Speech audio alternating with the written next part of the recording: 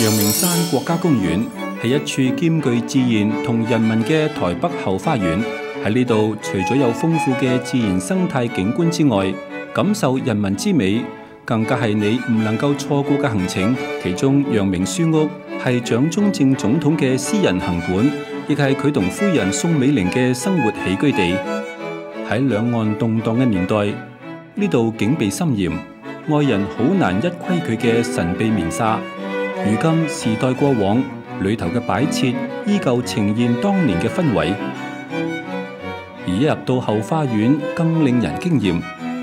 樹枝上生滿梅花，似乎意味住中華民國嘅毅力同埋精神。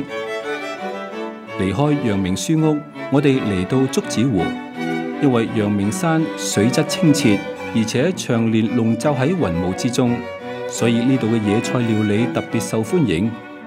烹調嘅時候，只需要加入少少嘅調味料，鮮甜美味，令品嘗過嘅人難以忘懷。無論係口感十足嘅無毒放山雞，定係銷售第一嘅糯米椒炒豆乾，每一啖都能夠食到新鮮嘅滋味。唔怪得每到假日，陽明山嘅野菜餐廳總係座無虛席。玩攰咗，當然仲要體驗世界聞名嘅陽明山溫泉。